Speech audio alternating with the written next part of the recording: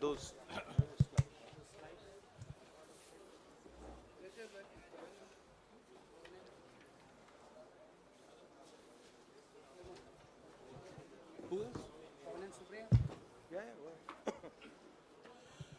नमस्कार साथियों, इस विशेष प्रेस वार्ता में आप सभी का स्वागत है।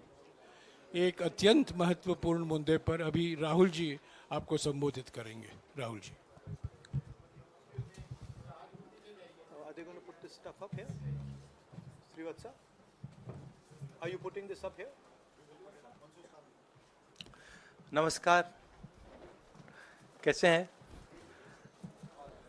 आप थोड़े शेल शॉक्ड लग रहे हो। ये कांग्रेस पार्टी ने क्या कर दिया, कैसे कर दिया? हाँ, अच्छा इसी के कारण है ये। अच्छा ज्यादा लोग आ गए। Okay okay. नहीं देखिए, आज हम बड़ी इंपॉर्टेंट चीज के बारे में आपको कहना चाहते हैं। पहली बार हमने नोट किया कि चुनाव के समय प्रधानमंत्री ने, होम मिनिस्टर ने और फाइनेंस मिनिस्टर ने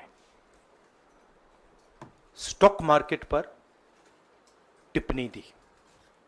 प्रधानमंत्री ने 2-3 बार, 4 बार देश को कहा कि स्टॉक मार्केट तेजी से आगे बढ़ने जा रही है। होम मिनिस्टर ने सीधा कहा कि 4 जून को स्टॉक मार्केट आसमान में जाएगी, लोगों को खरीदना चाहिए। और यही मैसेज फाइनेंस मिनिस्टर ने दिया। फर्स्ट, ये आज थोड़ा हम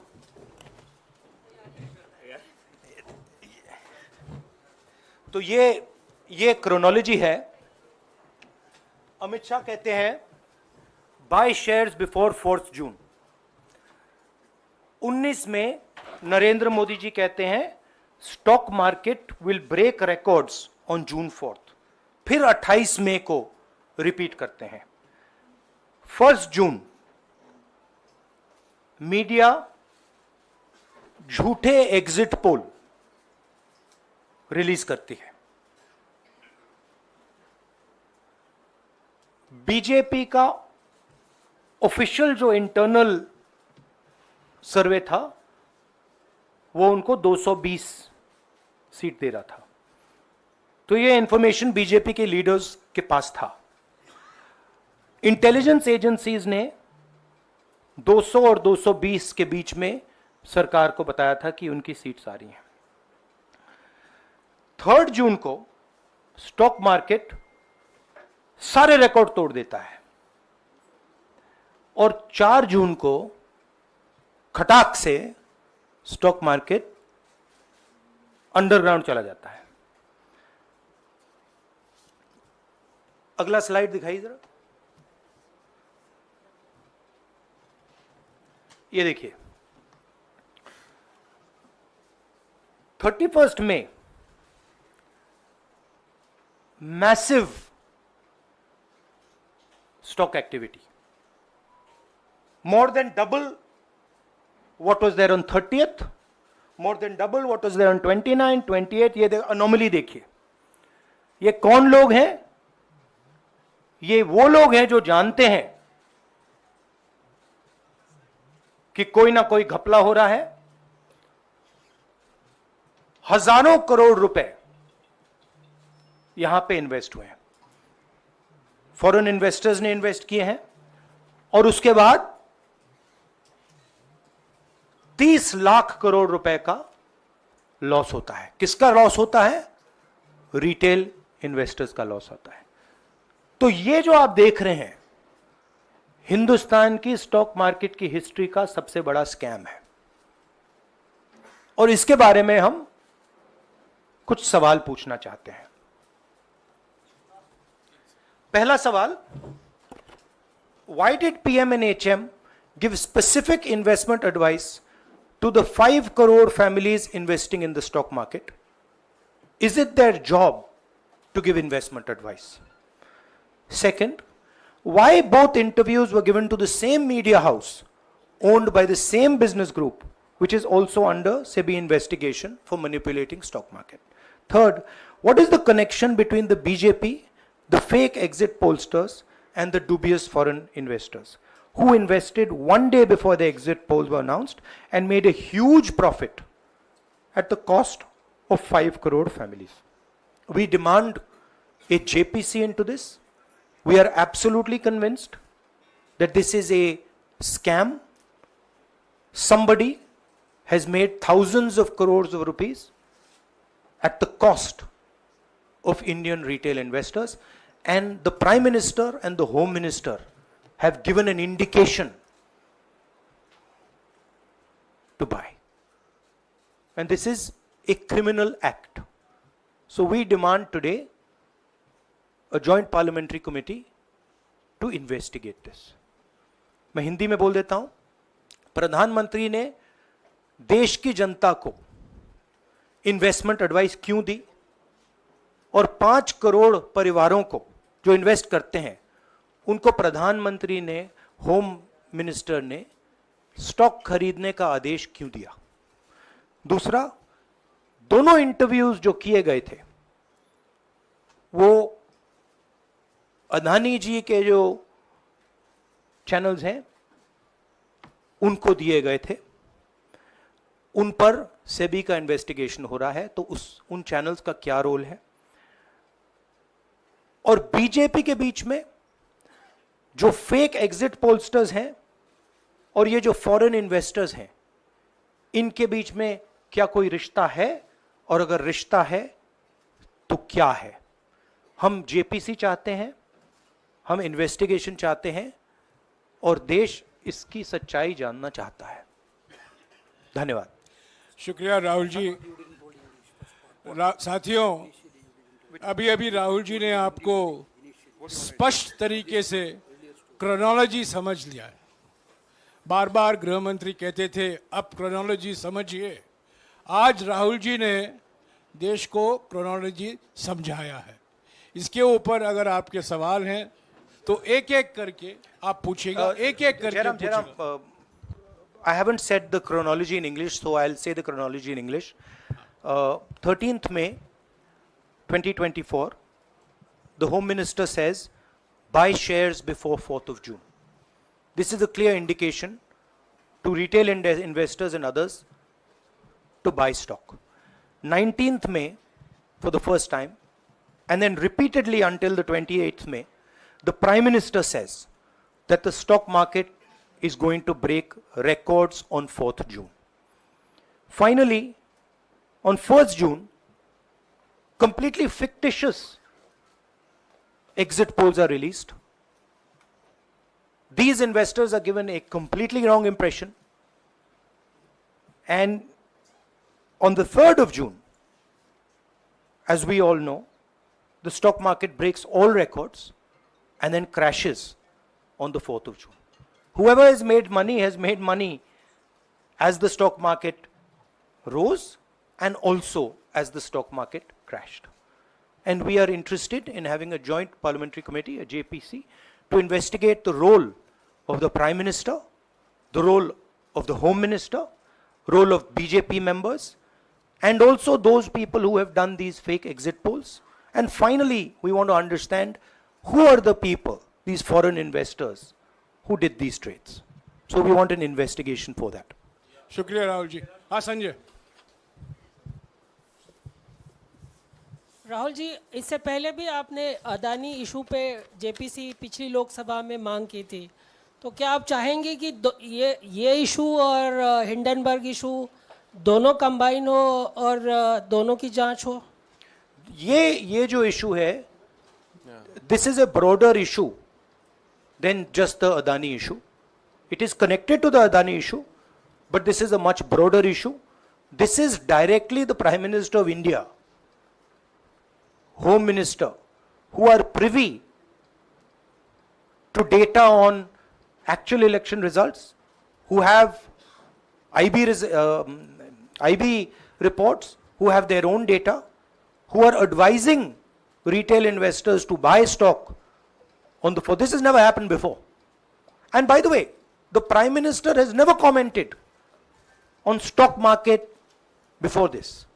This is the first time the Prime Minister has commented, very interestingly, and multiple times, one after the other, saying that stock market is going to boom, stock market is going to boom, stock market is going to boom.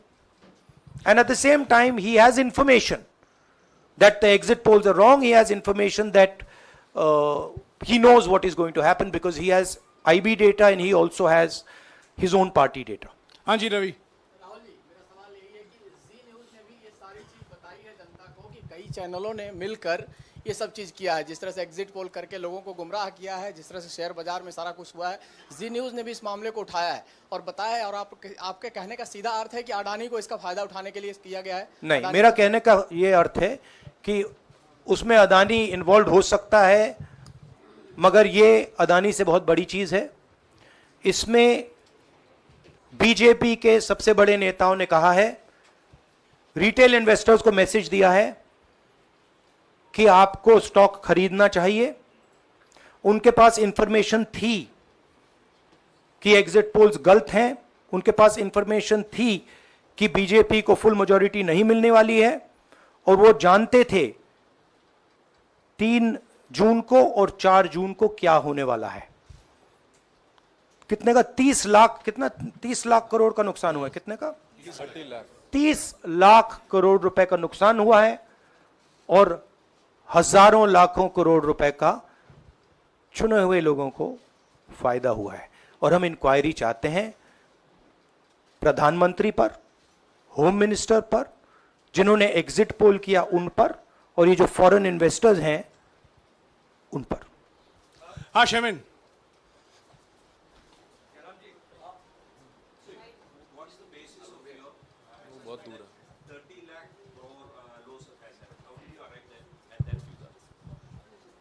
Do you want to explain? This is based on the value, market value of all the companies the day before the results came, and the market value of the stock market of all the companies at the end of the day on results. हाँ संजीव, एक minute Sanjeev. Rahul ji, you've talked about, are you alleging the involvement of the Prime Minister and the Home Minister? Yes. And whose money is it? Yes, Are you that saying is it what I their am money? saying. I am saying that people very high up in the BJP have carried out this scam. I am saying they had partners who carried out these exit polls. We would like to know if these exit polls were actually carried out, if people were actually sent out. And we'd also like to know the methodology of these polls. We'd like to understand who these investors are. We have some sense of who these investors are. So we are not just speaking out of the air. We are confident that if an investigation is done, interesting things will be revealed. And we think the Prime Minister and Home Minister are directly involved in this. हाँ सिद्धार्थ। जांच होनी चाहिए जिनके share बहुत up गए, जिनके सबसे ज्यादा शेयर खरीदे गए और जिनके शेयर उसके बाद में बीच में बेचे भी गए, तो उन कंपनीज का भी को भी इस दायरे में आना चाहिए, आपको लगता है? हमारा कहना है कि यहाँ पे बड़ा क्लियर है कि स्कैम हुआ है। प्रधानमंत्री ने डायरेक्टली कहा है, होम मिनिस्टर ने डायरेक्टली कहा है, इंडिकेट किया है जनता को कि स्टॉक मार्केट ऊपर जाएगी। होम मिनिस्टर ने तो साफ कह दिया कि खरीदना चाहिए। और जब प्राइम मिनिस्टर और होम मिनिस्टर और फाइनेंस मिनिस्टर ऐसी बात करते हैं तो उसका रिएक्शन आता है, लोग उसको बिलीव करते हैं। तो बिल्कुल क्लियर है कि इन 3 लोगों ने कहा है। यह भी क्लियर है कि इनको मालूम था कि रिजल्ट 400 का नहीं है, 300 का भी नहीं है। तो ये हम पता लगाना चाहते हैं, उसमें आप जो कह रहे हो वो भी शामिल है। राहुल जी, ब्रह्म प्रकाश दुबे, इंडिया डेली लाइफ से। मेरा सवाल यह है कि जो आपने बताया है इतना बड़ा स्कैम है, पहले भी आपने कई मामले उठाए हैं, जेपीसी की मांग पहले नहीं मांगी गई है, तो क्या आपने कहा ये आपराधिक मामला है, क्या कोर्ट में जाएंगे या पुलिस में शिकायत दर्ज करेंगे, क्योंकि आप कह रहे हैं बहुत बड़ा घोटाला है ये? नहीं भैया, मैंने अभी आपको में शिकायत दर्ज करेंगे क्योंकि आप कह रहे हैं बहुत बड़ा घोटाला है ये? नहीं भैया, मैंने अभी आपको बोला हम जेपीसी डिमांड कर रहे हैं, इन्वेस्टिगेशन डिमांड अगर कर नहीं रहे हैं। मांगते तो पुलिस में, कोर्ट में जाएंगे? जो भी करना है करेंगे, बट हम आपको ये इन्फॉर्मेशन दे रहे हैं कि ये जो हुआ है ये नॉर्मल चीज नहीं है। इसमें प्रधानमंत्री ने इंडिकेशन दिया है, होम मिनिस्टर ने इंडिकेशन दिया है, फाइनेंस मिनिस्टर ने इंडिकेशन दिया है, अदानी जी के चैनल्स के थ्रू इंटरव्यूज किए हैं, और फाइनली लोगों ने इन्वेस्ट किया है, लोगों ने फाइनेंशियल एक्शन लिया है, कंपनीज ने शेयर खरीदे हैं। इसी विषय पर, एक मिनट, इसी विषय पर, इस स्टॉक मार्केट घोटाले पर ही हम सवाल ले रहे हैं। मौसमी, इसी विषय पर कीजिएगा बस। एक मिनट, आ रहा हूं यार, एक मिनट, राहुल जी, एक करके आ रहा हूं यार। राहुल जी, हम लोग ने पहले भी देखा है कि आप लोग ने कई बारी जब सेशन होता है तो सत्ता पक्ष और विपक्ष आमने सामने होता है, जेपीसी की मांग होती है और सेशन पे सेशन वॉश आउट हो जाते हैं और जनता का पैसा वेस्ट होता है। तो क्या आपको ये तो लगता है बीजेपी की लाइन है। तो क्या नहीं, मतलब जनता का पैसा के सेशन वाटर आप ऐसी टी शर्ट ले लो ना एक, मैं आपको दे दूंगा, जरूरत नहीं है। उनका वो सिंबल दे दूंगा आपको, ये राहुल उनकी जी, लाइन है। सवाल आपको पसंद नहीं आए वो अलग बात है, पर आपको किसी नहीं, के सवाल इस मुझे तरह बहुत से पसंद आ रहा है। इस तरह से उंगली उठाने की जरूरत नहीं है। आप चेक बहुत अच्छा लग रहा है, बोलिए। बीजेपी का बैच पहनने की आप जरूरत सवाल नहीं। पूछे ना, सवाल नहीं, आपको भी जयराम साहब ये बोलना नहीं, चाहिए, सवाल गलत पूछे, बात है। सवाल पूछे। मेरा बस ये सवाल था कि जेपीसी की मांग पे कई बारी कामकाज ठप हो जाता है, तो क्या आपको लगता है कोई और भी राह आप लोग सड़क की राह इख्तियार कर सकते हैं, क्योंकि ये आम आदमी का पैसा है। हम जनता को एक रियलिटी बता रहे हैं कि यहाँ पे क्लियरली एक स्कैम हुआ है। यहाँ पे प्राइम मिनिस्टर ने इंडिकेट किया है, यहाँ पे होम मिनिस्टर ने इंडिकेट किया है, यहाँ पे फाइनेंस मिनिस्टर ने इंडिकेट किया है। नॉर्मली बीजेपी की ये पोजीशन होती है कि जब भी हम कोई मुद्दा उठाते हैं तो हम पार्लियामेंट का टाइम वेस्ट कर रहे हैं। वही पोजीशन आपने अपनाई है, इसलिए मैंने आपसे कहा कि देखिए आप बीजेपी की पोजीशन ले रही हैं। रियलिटी, एक सेकंड, रियलिटी ये है कि हम जेपीसी करवाएंगे। अब ऑपोजिशन में बहुत ज्यादा ताकत है, बहुत ज्यादा स्ट्रेंथ है, और पूरा जो पार्लियामेंट की सिचुएशन है वो बदल गई है। हाँ जैनेंद्र, राहुल जी, जेपीसी की मांग जो आपने की है वो तो पार्लियामेंट सेशन में होगी, लेकिन ये जो आम निवेशक हैं देश भर के जिनका 30 लाख करोड़ डूबा है, उनमें कर्नाटक के, तेलंगाना के, हिमाचल के भी लोग होंगे। तीनों राज्यों में आपकी सरकार है, क्या राज्य की जो जांच एजेंसी है उसके जरिए आप जो उन राज्यों के निवेशकों का कम से कम पैसा डूबा है, ये जो आप पूरे नेक्सस की बात आप कर रहे हैं, गुमराह करने की बात कर रहे हैं, क्या वहां से कोई इसके बारे में कार्रवाई की हम उम्मीद कर सोचा जा सकता है, सोचा जा सकता है, बट ऐसी चीज के लिए शायद जेपीसी सही औजार होगा। हाँ Ranjita, last question, Ranjita, okay, Mohit is asked, Ranjita यार आप पूछते रहे। मोहित चलो। आपको ऐसे सर मैं इज अपसेटिंग सर मैं मोहित आपने चमत्कार किया, पूछ लीजिए। सर मैं मोहित हूँ, न्यूज नेशन से। नहीं, जानता हूँ सर लगातार पिछली घोटालों में भी आपने जेपीसी की बात की थी, आपने हर जांच की बात की, और ये एक बड़ा घोटाला सामने आया, इसमें भी आप जेपीसी की मांग कर रहे हैं। कितनी उम्मीद है कि लोग जेपीसी की ये लागू करेंगे? आपको क्या लगता है कि ये जेपीसी लागू करने वाले, अगर नहीं करेंगे फिर क्या करेंगे आप लोग? नहीं, हम प्रेशर लगाएंगे, डालेंगे, बट मुझे लगता है कि जो पहले राजनीतिक सिचुएशन थी, जिस इंप्यूनिटी के साथ प्रधानमंत्री पहले काम करते थे, मुझे लगता है वो अब खत्म हो गया है, तो दूसरा नतीजा आएगा। राहुल जी, ये आखिरी है क्या, और दो लेंगे? ये आखिरी है, आखिरी। ये आखिरी हो गया, इन्होंने कह दिया आखिरी।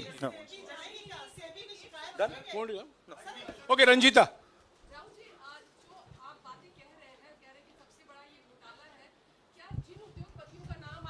लेते गए हैं, चुनावी जो रैलियां रही हैं उसमें भी और उसके बाद भी, क्या आप कहना चाहते हैं कि सरकार ने मदद की है उन उद्योगपतियों को और अमीर बनाने में? नहीं, मैं कह रहा हूं, मैं सिर्फ सरकार की बात नहीं कर रहा हूं, मैं दो इंडिविजुअल्स की बात कर रहा हूं। प्रधानमंत्री ने और हिंदुस्तान के सब रिटेल इन्वेस्टर्स जिनको नुकसान हुआ है, मैं आपसे बोल रहा हूं, आपको यह बात समझ आ जाएगी। आपका पैसा गया है, आपकी कमाई गई है, आपको नुकसान हुआ है, और इसमें करोड़ों युवा हैं जो ईमानदार हैं। तो नरेंद्र मोदी जी ने, अमित शाह जी ने आपको मैसेज दिया कि 4 तारीख को स्टॉक मार्केट आसमान छुएगी, और आपने उन पर भरोसा किया। मगर सच्चाई यह थी कि नरेंद्र मोदी को मालूम था कि 4 जून को स्टॉक मार्केट आसमान नहीं छुएगी। 4 जून को स्टॉक मार्केट का जबरदस्त नुकसान होने जा रहा है, क्योंकि उनके पास इंटेलिजेंस की रिपोर्ट थी और बीजेपी का जो इंटरनल असेसमेंट था 220 सीट का, वो उनके हाथ में था। तो मेरा ये सवाल है, और मैं आपसे इन्वेस्टर से कहना चाहता हूं कि आपको जो चोट पहुंची है, जो आपको दर्द हुआ है, वो चोट नरेंद्र मोदी जी और अमित शाह के बयान ने आपको पहुंचाई है। और हजारों करोड़ रुपए किसी ना किसी ने चोरी की है, वो आपके जेब से गए हैं, रिटेल इन्वेस्टर्स के जेब से गए हैं। तो मैं चाहता हूं, आपके लिए बोल रहा हूं, मैं आपके लिए बोल रहा हूं कि इन्वेस्टिगेशन होना चाहिए, पता लगाना चाहिए कि प्रधानमंत्री जी ने, होम मिनिस्टर ने आपको यह गलत इंफॉर्मेशन क्यों दी, और ये कौन लोग हैं, इन्वेस्टर्स जो हैं, फॉरेन इन्वेस्टर्स हैं, जिन्होंने इस दिन फायदा उठाया। ये देखिए ग्राफ है, ये रेड चार्ट जो है, इसको देख लीजिए। ये नॉर्मल ट्रेडिंग है, ये नॉर्मल ट्रेडिंग है, ये ग्रे वाली नॉर्मल ट्रेडिंग है, और ये जो ट्रेडिंग है ये अबनॉर्मल ट्रेडिंग है, ये 2-3 गुना है, और फिर ये हुआ है नुकसान। तो ये नरेंद्र मोदी जी और अमित शाह से मैं पूछ रहा हूं कि आप में इसमें आपका क्या रोल था, और रिटेल इन्वेस्टर्स के लिए पूछ रहा हूं, आपकी मदद के लिए, आपकी मदद करने के लिए पूछ रहा हूं, और इन्वेस्टिगेशन होगा तो आपके लिए होगा। धन्यवाद, शुक्रिया। Thank you.